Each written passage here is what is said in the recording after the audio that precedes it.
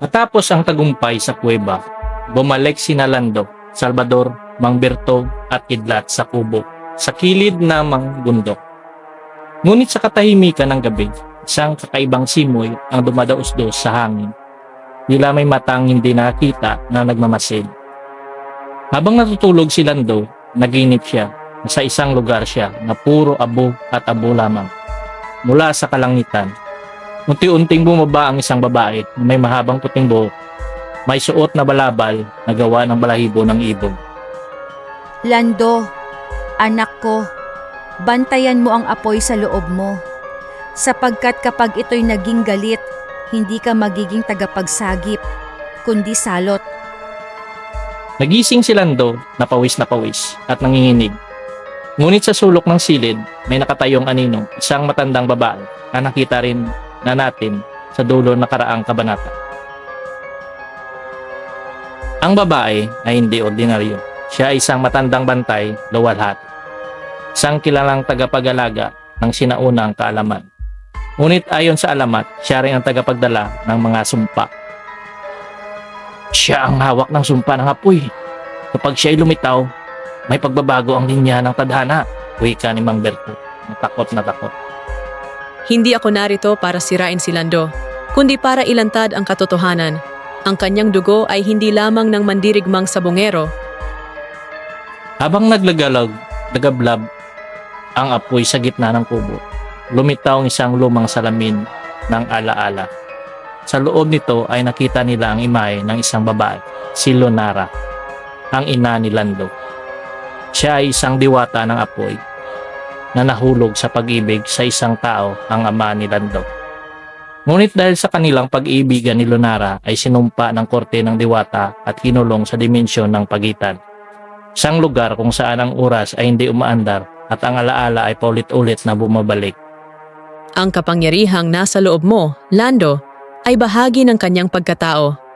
At ang pagbukas mo sa lakas ng itlog ng apoy ay nagsilbing susi upang muling makita siya. Sa harap ng lahat, itinuro ni Luwalhati ang direksyon ng gubat na Lingaungaw, isang lugar kung saan naroon ang huling portal papunta sa dimensyon ng pagitan. Ngunit may bantay doon, isang nilalang na kahit na hindi, ang mga diwata ay hindi kinayang harapin, si Baltor, ang tagapag-alaga na walang hanggang lumbay. Ibig sabihin, punta tayo sa lugar kung saan ang mismong alaala mo maaaring bumaliktad laban sa iyo? Ika ni Salvador. Mo matutunan ang pigilan ang galit at pangungulila sa puso mo, ikaw mismo ang magiging bagong Baltor. Habang naghahanda sila patungo sa gubat ng Alingaungaw, hindi nila alam na sa kabilang dako ng mundo isang dating kaibigan ng ama ni Lando ang nabubuhay sa anino na kasaysayan, sa siyang sabungirong nilamon ng inggit. At ngayon ay piniling maging kasangkapan ng dilim, si Sarkon, ang mandirigmang may hiwaga ng basag na itlog. Sa dulo ng kabanata, tumayo si Lando sa harap ng gubat. Sa likod niya ay sina Kidlat, Mang Berto, Salvador at Luwalhati. Kung ito ang tanging paraan para mahanap si inay, tatahakin ko ito kahit ang buong mundo ay magiging kalaban. Sa pagpasok nila sa gubat ng Alingaungaw, isang malakas na tinig ang narinig, tila busis ng isang multo mula sa hinharap. Lando, pagdala ng apoy, handa ka na bang makalimot para lang maalala? Ang gubat ng Alingaungaw ay isang malupit na lugar. Ang mga puno rito ay may mga matigas na mga sanga at tila sumasalungat sa bawat hakbang ng sinanuman. Ang mga dahon ng mga puno ay kumikislap na parang mga mata ng nilalang na nagmamasid. Ang hangin ay malamig at puno ng hindi pa may paliwanag na tunog. Parang mga alingaw-ngaw na mga kaluluwa na naglalakbay sa pagitan ng mga oras.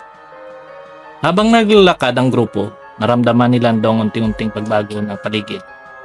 Ang mga tunog ng kagubatan ay naging mas matinig at ang hangin ay tila humigop ng bawat busis na lumalabas mula sa kanilang mga labi. Wala na ang ibang daan.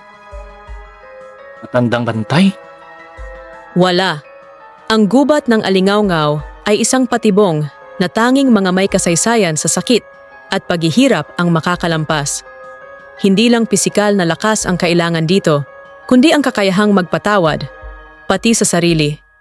Habang patuloy silang naglalakad, nakita nilang isang malaking puno ng balete na tinatawag na puno ng paglimos. Ang puno ay may hugis na isang dambuhalang nilalang na may mga mata sa bawat sanga. Sa puno na yan, magsasabi ng kaluluwa ng mga nawalang mandirigma. Ang bumabalik, mag-ingat kayo sa bawat akbang. Wika ni Berto. Biglang narinig ni Lando ang isang pamilyar na tinig, isang busis na malamig, pero may kalungkutan ang busis ng kanyang ina, Lunara. Lando, anak ko, bakit hindi mo ako pinili? Ang puso ni Lando ay bumilis. Tumingin siya kay Salvador at Mang Berto, ngunit tila hindi nila narinig ang tinig. Inay, nasan ka? Anong nangyari sa'yo? Ang mga alingaw-ngaw dito ay galing sa mga naglalakbay sa pagitan ng buhay at kamatayan.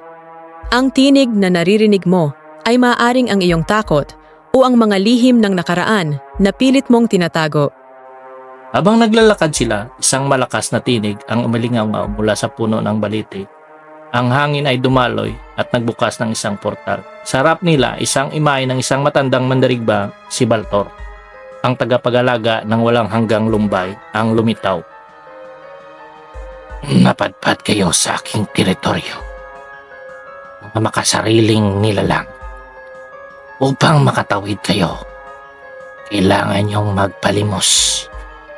Pakita niyo sa akin ang pinakamalalim na bahagi ng inyong puso. Sa isang iglap, ang katawan ni Lando ay nagliyab ng apoy. Ang kapangyarihang ipamana ni Lunara, ngunit sa kabila ng apoy, ang kanyang mata ay puno ng kalungkutan at pangulila. Hindi ko kaya magpatawad. Hindi ko kayang bitawan ang alaala ng sakit. Ang mata ni Luwalhati ay kumislap. Ang kanyang mga kamay ay nagbigay ng isang malakas na sigaw at sa likod ni Lando, isang imahe ni Lunara ang lumitaw, puno ng kasalanan sa paghihirap. Ang tunay na paglimos ay ang pagpapatawad, Lando. Hindi lang sa iba, kundi sa sarili. Ang galit mo ay isang sumpa na maghahatid sa iyo sa dilim. Kung nais mong maging tagapagligtas, kailangang bitawan mo ito. Ang portal ay lumaki at nagpakita ng larawan ng isang nakaraan. Isang tagpo kung saan si Lunara ay naglalakad kasama ang kanyang asawa, ang ama ni Lando. Isang labanan ang naganap at si Lunara ay napilitan na iwanan ang kanyang pamilya upang mailigtas sila. Patawarin mo ako, anak ko. Hindi ko nais na maghiwalay tayo. Ngunit ang mga sumpa ng aming lahi ay hindi maiiwasan. Hindi ko alam na ikaw pala ang may pinakamabigat na pasanin, inay. Wikang ni Lando na tumutulog ang luha. Habang binabalikan ni Lando ang kanyang nakaraan, unti-unti niyang napagtanto na ang halaga sa pagpapatawad ay ang pagbitaw sa galit.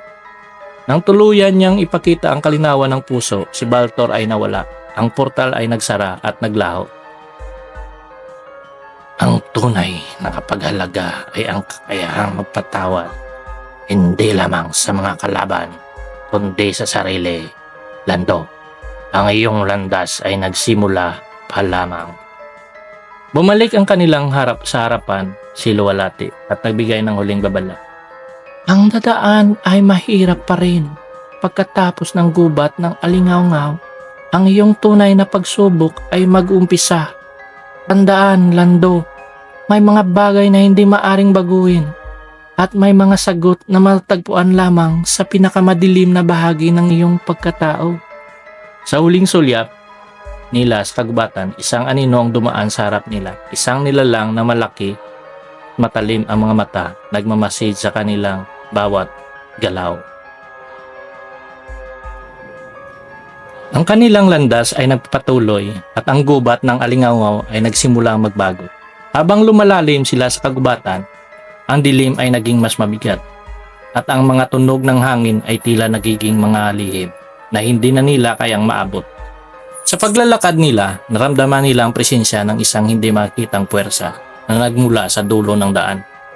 Dahil sa iyong pagpapatawad, Lando, natutunan mong paminsang magbukas ng pinto sa iyong puso. Ngunit hindi mo pa natutuklasan ang pinakamalaking lihim ng iyong pamilya, ang lawa ng liwanag. Doon, matutuklasan mo ang iyong tunay na paglalakbay. Ang lawa ng liwanag ay matagal ng tinatagong lugar, puno ng mga alamat at kwento ng mga mandirigma at diwata. Sinabi ng mga matatanda na ito ay pinagmulan ng lakas ng mga tagapagtanggol at ang tubig nito ay may kapangyarihang magpagaling, magbigay at magbagong buhay at ang magbukas ng mga nakatagong katotohanan. Matapos ang ilang araw ay napaglalakbay, dumating sila sa isang matayog na lugar na napapaligiran ng mga magkinang na mga bato at kristal. Ang lawa ay liwanag at natagpuan sa isang liblib na lambak at ang gitna nito ay may isang kristal na puno na may malasilab ng liwanag. Paano kami nakapasok? Wala namang daan papunta rito. Ang lawa ng liwanag ay hindi matagpuan ng mga mata, kundi ng puso. Ang naglalakbay minsan, ang kailangan lang ay tamang pagtingin at pag-unawa sa iyong sarili. Biglang kumilos ang tubig ng lawa at isang liwanag ang nagsimulang magsilbing daan. May mga anino nagsimulang maglaro sa ibabaw ng tubig at ang mga nilalang mula sa mga alamat nagsimulang magpakita sa kapaligid nila.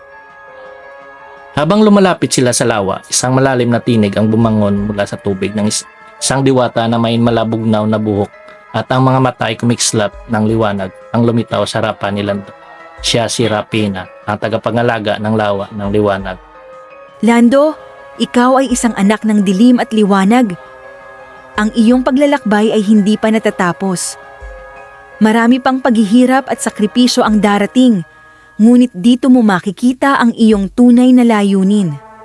Wika ni Rapina na malumanay ang tinig. Si Lando ay nalilito. Anong ibig mo sabihin? Ang aking layunin? Ang iyong ina, Lunara, ay hindi lamang isang diwata. Siya ay may koneksyon sa kalikasan ng balanse sa pagitan ng buhay at kamatayan. Ikaw, Lando, ay may kakayahang baguhin ang mga kaganapan, ngunit hindi mo ito magagawa kung hindi mo matatanggap ang iyong tunay na pagkakakilanlan. Ang lawa ng liwanag ay magbibigay sa iyo ng mga pahiwatig. Ngunit ang unang hakbang ay ang pagtanggap sa iyong nakaraan, pati na rin ang pagyakap sa mga pagkatalo at pagkatalo ng iyong pamilya. Habang nagsalita si Rapina, nagsimulang magbago ang tubig sa lawa.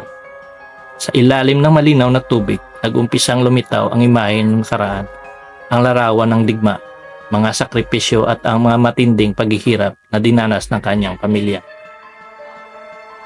Si Lando ay paluwa-luwa. Hindi ko kayang tingnan ang mga imahe, ang nakaraan. Lahat ng ito ay parang sawala. Sa pagyakap mo sa iyong mga kahinaan at sa iyong nakaraan, Lando, matutuklasan mo ang iyong tunay na lakas. Ang tubig ng lawa ng liwanag ay magbibigay sa iyo ng liwanag sa madilim na landas na tatahakin mo. Ngunit huwag kalimutan, ang iyong paglalakbay ay hindi lamang tungkol sa paglaban, kundi sa pag-unawa sa iyong sarili. Habang narinig ito, napansin ni Lando ang isang simbolo na sumik sa ilalim ng lawa. Ang simbolo ay may koneksyon sa kanyang ina at ang kanyang sariling pakikinlanlan, ang simbolo ng isang urong na apoy, isang sinaunang tanda ng kanilang lahi na may kakayahang baguhin ang mga tadhana. Tahimik lang si Lando. Ngayon ko lang naisip, kung ang apoy na ito ay sumisimbolo sa aking pagkatao, sa lakas ng aking pamilya, ibig sabihin nito ay ang aking misyon ay upang magdala ng pagbabago. Sa pagyakap mo sa iyong mga kahinaan at ang iyong nakaraan, Lando, natuklasan mo ang iyong tunay na lakas ng tubig ng lawa, ng liwanag, at magbibigay sa iyo ng liwanag na madilim na landas na tatahakin mo. Ngunit huwag mong kalimutan ang iyong paglalakbay ay hindi lamang tungkol sa paglaban, kundi sa pag-unawa ng iyong sarili. Habang naglalakad sila palayo sa lawa, isang matinding sigaw ang umabot sa kanilang pandinig. Isang kaluluwa ang sumigaw at sa likod ng mga ulap ay may nakatagong kalaban. Isang nilalang na may malalasakit na layunin at kapangyarihan. Habang binabaybay nila ang madilim na kagubatan, ang mga mata ng lawa ng liwanag ay nagsimula muling nanginginig ang isang maiwatig na isang malaking panganib na mamalapit na magaganap. Pagpatuloy natin sa sunod na kabanata.